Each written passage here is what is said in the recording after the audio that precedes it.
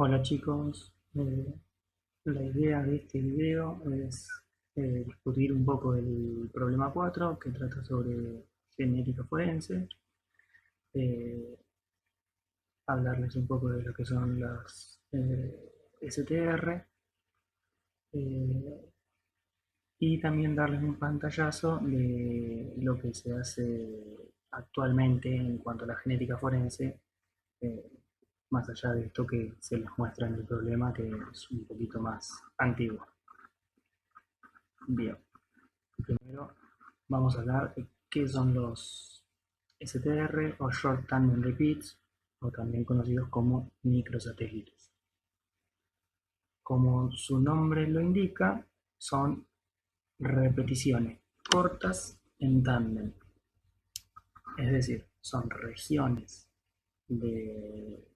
que se encuentran en nuestros cromosomas que están formadas por repeticiones una atrás de la otra en la secuencia de secuencias mucho más chiquitas, de secuencias cortas, que tienen entre 2 y 6 pares de base.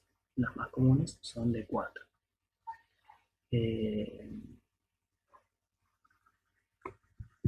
Se diferencian de otros marcadores que se usaban también hace mucho tiempo en genética forense, que en lugar de llamarse microsatélites, eran mini satélites, en los cuales la repetición, la secuencia que se repetía una detrás de la otra, era más larga. En este ejemplo tiene 16 pares de base. Y como les dije, en los STR o microsatélites, eh, las secuencias son mucho más cortitas. Eh, Normalmente, o las más comunes, de 4 pares de base.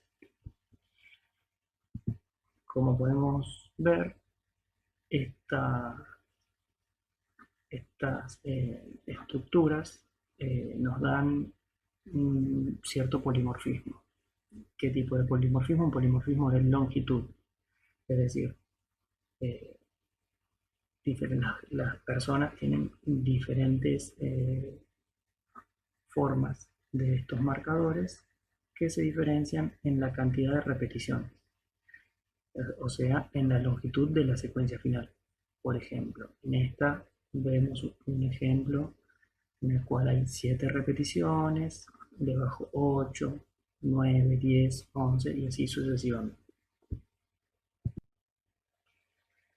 Eh, las repeticiones, como yo les decía hoy, pueden ser de 2 nucleótidos, 3, 4 las más comunes, 5, 6. eh, y si se fijan, todas estas repeticiones que están en estos ejemplos son repeticiones simples, es decir, se repite siempre la misma secuencia. Si se fijan entre paréntesis, se indica la secuencia que se repite y en cada uno se repite la misma secuencia, o sea, CA, GCC, GCC, GCC, etc. Sin embargo, también hay otros que son repeticiones complejas, es decir, hay más dentro de un marcador LTR, hay más de un tipo de secuencia que se repite. Yo acá se los puse para diferenciarlo de la izquierda, en el que son todos del mismo color. Acá les pongo 3 de un color y 2 de otro. Eh, y acá les paso un ejemplo de diferentes marcadores utilizados en genética forense con su nombre. Y si ven, la segunda columna les indica el motivo de la repetición, es decir, cuál es la secuencia corta que se repite. Si se fijan, en estos o en la mayoría son secuencias simples, pero sin embargo, eh, en estos dos casos, este caso y este último, la repetición es compleja, porque se puede repetir tanto y variar el número de repeticiones tanto de una secuencia de 4 nucleótidos, en este caso TCTG, como también TCTA. Eh, pero bueno, eso era para decirles que hay cosas más complejas también. Bueno, acá eso es para hablarles mínimamente de cómo es la denominación o el nombre que reciben. Si se fijan, estos marcadores, los primeros, tienen unas siglas raras que tienen muchas letras más que nada y se diferencian completamente de estos de acá abajo que tienen una cierta estructura que ahora se las voy a indicar en la nomenclatura. ¿Eso por qué? Porque estos primeros, este primer grupo, se encuentran, estos casos particulares todos, en intrones de genes que ya están descriptos. Acá yo les pongo de qué genes bien. Y si se fijan, tienen una cierta relación el nombre o la denominación con el gen del que viene. Sin embargo, los de abajo tienen esta estructura. Es una letra D, un número, una S y otro número. ¿Qué es cada cosa? La D indica que es una secuencia de ADN. El número indica el cromosoma en el que se encuentra. Así que como nosotros tenemos 22 pares de cromosomas autosómicos y el par sexual, esto puede ser un número del 1 al 22, como también las letras X o Y, siempre dependiendo de qué cromosoma se trate o en qué cromosoma se encuentra el marcador. La S nos indica que es una secuencia de copia única y el otro número nos indica para ese cromosoma se fueron estudiando diferentes secuencias en diferente orden cronológico. Y ese número nos indica cuál es el orden cronológico en el que se describió la secuencia particular de este marcador en ese cromosoma. Bien. Acá también les quería marcar, hablando de lo que es polimorfismos, eh, el número de alelos que se han descrito, es decir, las diferentes variantes de los que puede tener el marcador, en este caso en cuanto a longitud. Estos dos alelos, estos dos marcadores que les marco, perdón, si se fijan, tienen para el FGA, por ejemplo, se han descrito 80 variantes distintas y para el D21S11, 82 variantes distintas, los que los hace extremadamente polimórficos, algo que es muy útil para la genética forense, para poder identificar a alguien.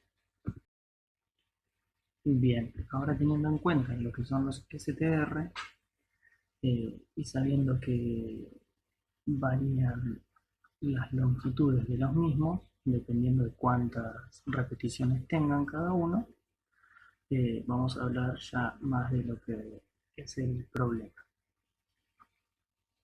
¿Cómo se hace la determinación de un perfil genético? Básicamente se hace como se lo muestran acá en la figura. Ustedes tienen una muestra de ADN genómico. Obviamente en esa muestra están todos los cromosomas del individuo y dentro de cada uno de estos cromosomas tenemos los diferentes marcadores. Bien, entonces ustedes hacen una PCR por la cual amplifican estas regiones de ADN que son los marcadores genéticos, los marcadores STR, y obtienen ese producto de amplificación como lo indica acá. Entonces, como cada uno varía en su tamaño, los van a separar. Los separan con una electroforesis. Acá lo que les muestran es como se hacía antes, en el cual se hacían la PCR de las muestras y se separaban en un gel.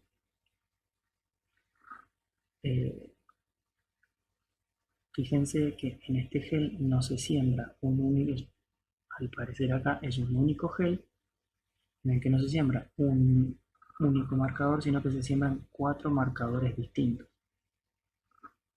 Entonces lo que podemos suponer es que se hizo una PCR multiplex, en la cual se amplificaron a la vez los 4 marcadores, todos juntos en una única PCR. Y después se separó por electroforesis, que eso también vamos a ver un poquito más en detalle más adelante. Pero ¿cómo es esto de las PCR multiplex? Bueno, los que les comentaba hoy, ustedes ya saben que tenemos 23 pares de cromosomas, 22 son los que se denominan cromosomas autosómicos, y tenemos el par sexual, que podemos ser XX o XY. Bien, entonces, ¿cómo haríamos una PCR múltiplex si vamos a suponer que tenemos eh, diferentes marcadores genéticos en diferentes cromosomas? Esto es así. Por ejemplo, si tenemos un marcador en particular que está en el cromosoma 2, nosotros tenemos un par de primers que se van a unir a la región que flanquea a nuestro marcador genético que se encuentra en el cromosoma 2 y solamente se van a unir a esas regiones, no se van a unir a ningún otro cromosoma. Eso nos va a permitir amplificar el marcador genético que se encuentra en el cromosoma 2. Pero si en la misma mezcla de reacción, además de los DNTP y las polimerasas y el primer para los marcadores del cromosoma 2, agregamos también primer, por ejemplo, para un marcador que está en el cromosoma 11, se van a amplificar las dos regiones a la vez. Es decir, se va a amplificar tanto el marcador genético que está en el cromosoma 2 como el marcador genético que está en el cromosoma 11. También podríamos pensar que no solamente amplificamos dos regiones en dos cromosomas distintos, sino una tercera, con el mismo criterio.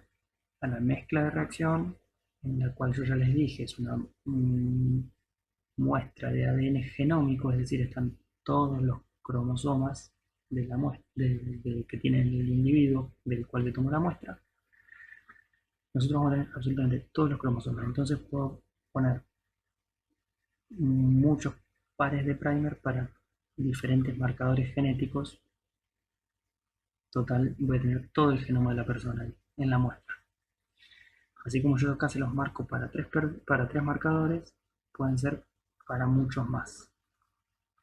Y todo eso en un mismo tubo de PCR, que es el que después se pone en el termociclador.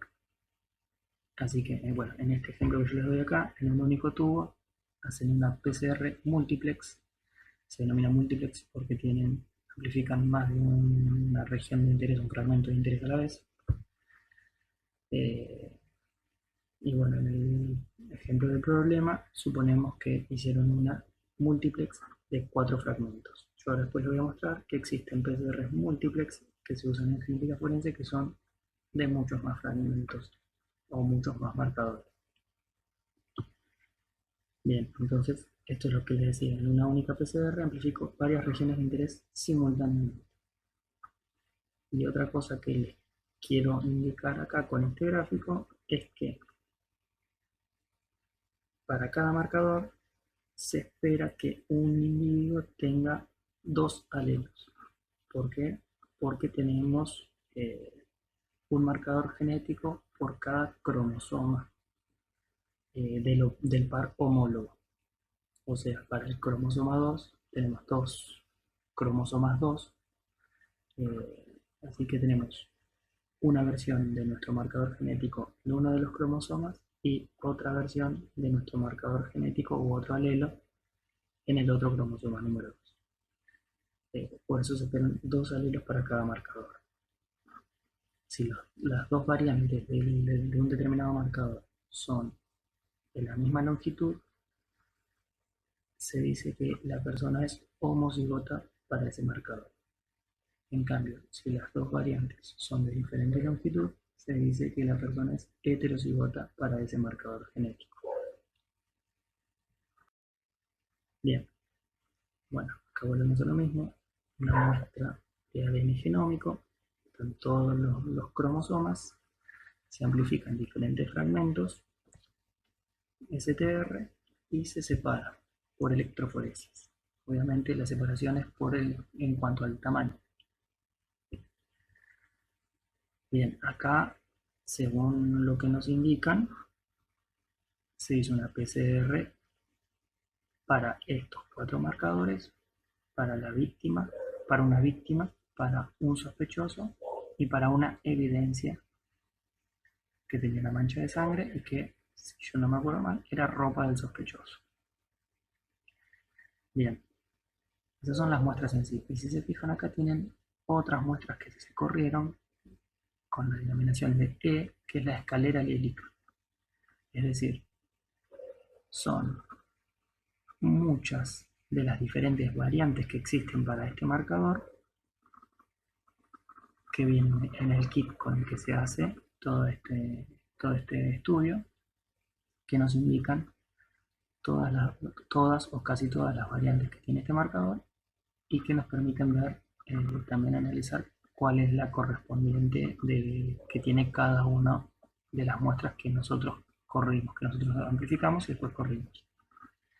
Bien, en este caso, el objetivo de este análisis es la identificación de las manchas que se encontraron en las evidencias. Es decir, se quiere saber si las manchas pertenecen al sospechoso o al imputado, pertenecen a la víctima o pertenecen a otra persona que no es ninguno de los dos. ¿Cómo se hace eso? O cómo se hace ese estudio a partir de estos perfiles genéticos que tenemos. Se comparan, se hace lo que se coteja el perfil obtenido en las evidencias con el perfil del imputado o del sospechoso y el perfil de la víctima. ¿Y cómo se hace ese cotejo, esa comparación? Se hace marcador por marcador. En este caso en particular, en el que nosotros queremos decir si la mancha presente en la evidencia es de una persona en particular, los dos alelos o las dos variantes que presentan eh, la evidencia tiene que coincidir con las del individuo al que pertenecen realmente. Eso en cada marcador. Y además esas coincidencias se tienen que dar en la totalidad de los marcadores al mismo tiempo. ¿Por qué? Porque si una muestra de sangre, por ejemplo, una mancha de sangre que estaba en una evidencia, viene de una persona, por ejemplo la víctima, el perfil genético tiene que ser exactamente el mismo. Ahora vamos, después yo les traje para mostrarles, por ejemplo, un caso de una paternidad en el que vamos a ver la diferencia. Bien, entonces empezamos a hacer cotejo marcador por marcador. Arrancamos, por ejemplo, con el de más abajo, el D5S818, que si vemos las manchas de las evidencias, coinciden absolutamente los dos marcadores con la víctima. Pero el problema es que también coinciden con la del sospechoso. Entonces, en este caso nosotros no podríamos decir o no podríamos diferenciar si la mancha de las evidencias pertenecen a la víctima o al sospechoso. Sin embargo, cuando empezamos a analizar nosotros, vemos que la coincidencia se da solamente con la víctima. En este caso, por ejemplo, es lo que yo les decía. Si se fijan, de los dos alelos del sospechoso, hay uno que coincide con el de las evidencias. Sin embargo, el otro no. Entonces ya con este marcador solo podemos decir que las evidencias no pertenecen, la mancha en la evidencia no pertenece al sospechoso. En cuanto a la víctima, vuelve a coincidir.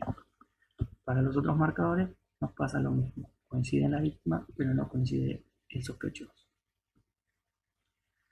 Acá, por ejemplo, tenemos un ejemplo de lo que les decía.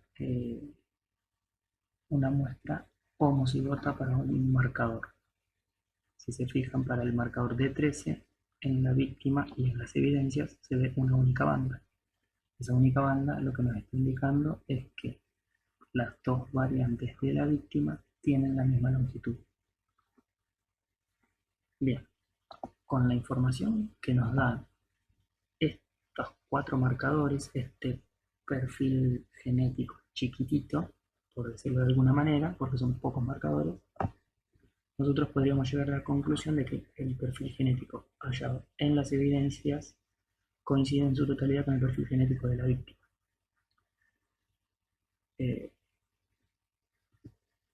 En la práctica, más allá de decir esto, se hace un cálculo estadístico para darle una certeza al análisis, que después obviamente va a usar la justicia para el esclarecimiento de la causa.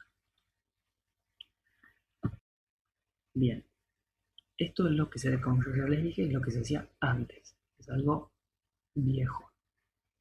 Actualmente, esto que era un gel, una electroforesis en gel, actualmente se hace con electroforesis capilar. Si ustedes se fijan, acá en este gel nosotros teníamos 4 marcadores y acá a la derecha tenemos más de 30 marcadores en una única corrida electroforética, y estos 30 marcadores se amplificaron en una única PCR.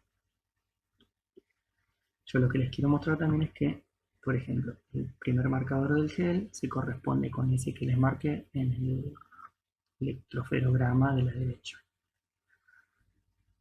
Cada una de estas de las bandas del gel también se condice con un pico en este electroferograma. Ahora yo les voy a decir cómo es que se obtienen estos perfiles genéticos así y no con gel. Bien, el segundo marcador que está en el gel coincide con uno de los marcadores del perfil genético de la derecha, el tercero lo mismo y el cuarto lo mismo.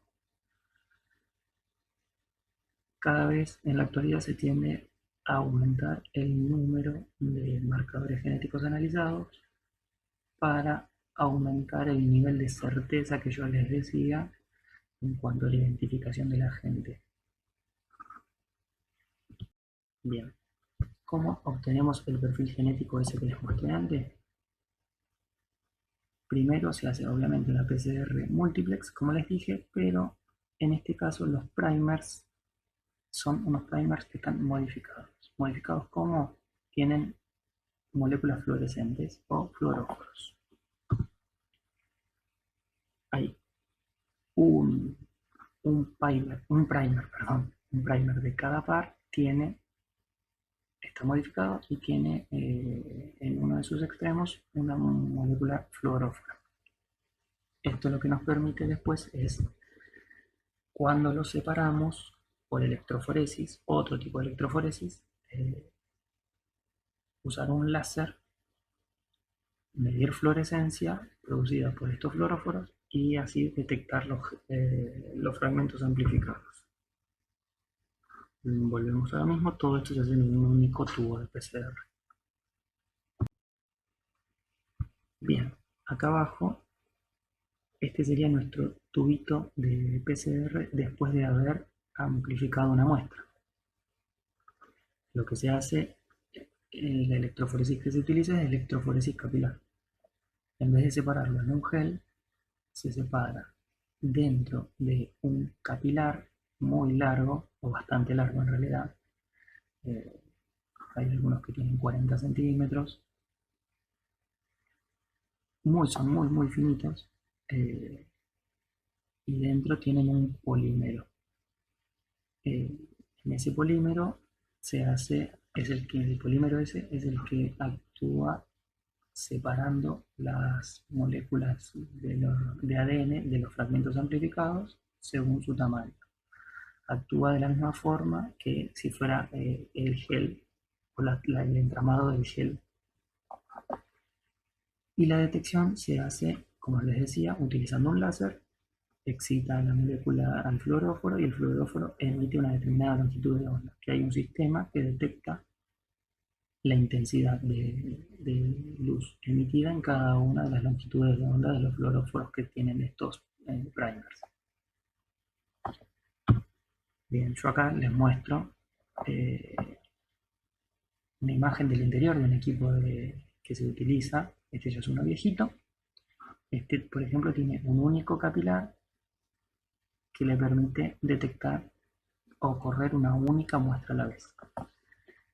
Pero este de acá abajo que les muestro, acá tenemos un arreglo de capilares, o son varios capilares, uno al lado del otro. En este caso son 16, hay dos filas de 8 y lo que nos permite es correr 16 muestras a la vez. Y el equipo obviamente detecta las señales de los 16 capilares en los diferentes canales o diferentes colores. Entonces esto nos permite hacer análisis o obtener perfiles de muchas muestras en muy poco tiempo. Esto que ven acá arriba es lo que se detecta o lo que se obtiene del equipo. Son un montón de picos de fluorescencia obtenidos a diferentes longitudes de onda, y cada longitud de onda se le asigna un color. Rojo, acá lo que se ve en negro, verde y azul. Este es un kit más viejito que detecta 5 colores. Esos 4 que yo les acabo de nombrar y uno más que utiliza eh, para un estándar interno de peso molecular que se le agrega a cada muestra. Esto así, como lo ven acá, no sirve de nada para hacer la identificación de la persona. Entonces se procesan estos datos con los software que tienen los equipos, se hace la separación de colores, como se muestra acá, se le asigna un tamaño a cada pico utilizando el estándar interno de peso molecular. Esto es para una muestra. Lo mismo se hace para la escalera alélica o el allelic ladder. Teniendo la información del ladder o de la escalera alélica con los tamaños de pares de base de cada pico y a qué alelos corresponde cada uno, y además lo mismo para la muestra, que sabemos cuál es el tamaño en pares de base de cada pico, por comparación con el ladder, podemos saber a qué alelo corresponde el pico, cada pico de la muestra. ¿Eso qué es lo que nos permite obtener? Nos, per nos permite obtener, como ven acá, un perfil genético, en este caso, como les indico, un perfil genético completo, es decir, todos los marcadores amplificaron perfectamente. Cada una de estas líneas grises que se ven acá indica la posición en la que tendría que ir cada una de las variantes de la escalera alélica. Si se fijan, estos tienen un montón y este es uno de los ejemplos que yo les he dado que tiene 80 variantes de FGA. Al ser tantas, dentro de la escalera alélica no se agregan las 80 variantes, pero vemos que son un montón igualmente. Bueno, acá les muestro una imagen de lo que es una escalera alélica. Fíjense absolutamente todos los picos que tiene.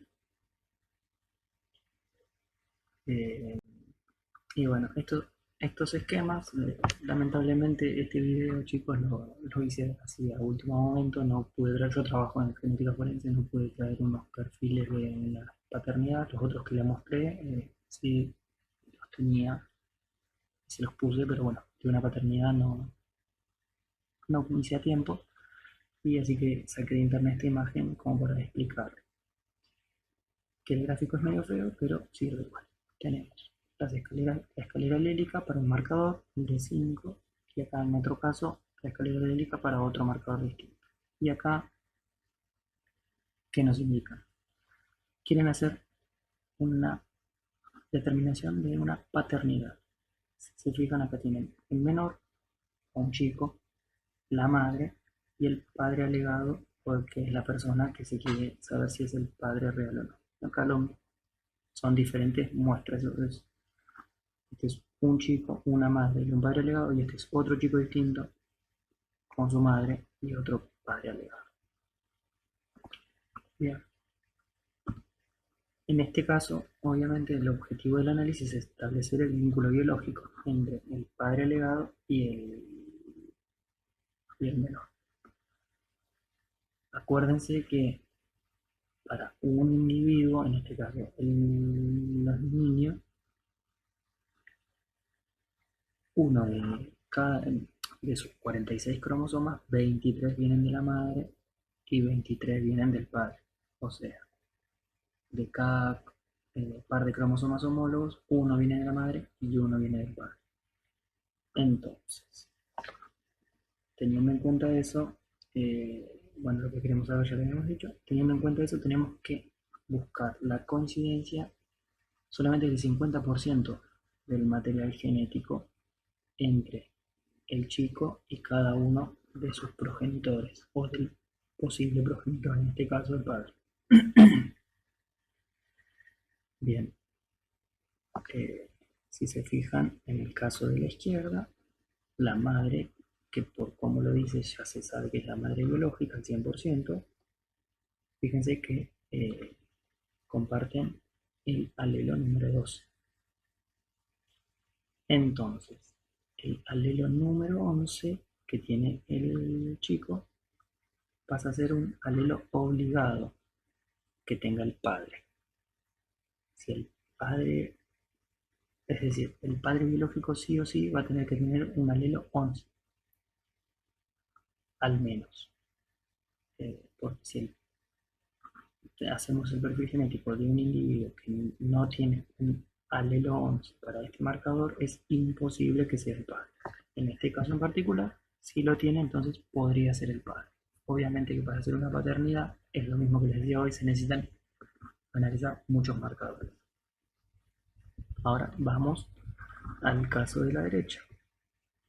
Tenemos el alelo que le transmite la madre, es el 12, pero como es el único alelo que se ve en el perfil genético del chico,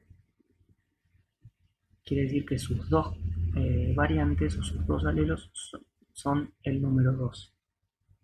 Acá, como detalle de color, fíjense que la madre tiene dos alelos diferentes con una altura más o menos de 2000 de fluorescencia, y como el chico tiene un único alelo, lo que se espera es que sea el doble de intensidad, porque hay el doble de fragmentos de tamaño 2 y se coincide bastante con la intensidad de fluorescencia esperada. Bien, entonces con lo que hablábamos hoy, si la madre le da el número 12 y el chico tiene, digamos, dos variantes número 12, el alelo obligado que tiene que tener el padre biológico del chico es otro alelo número 2. Así que el padre biológico sí o sí va a tener que tener al menos un alelo 12. Uno de sus alelos sí o sí tiene que ser el 12. Si la persona que se le hace el perfil genético no tiene un alelo 12, no puede ser el padre biológico. Y eso es lo que pasa acá. ¿Sí? Bueno, espero que se haya entendido lo que les quise mostrar, y que fue más allá del problema que les mostraban en la guía, un poco más de qué es lo que se hace actualmente en la genética forense y esto de paternidades que no estaba.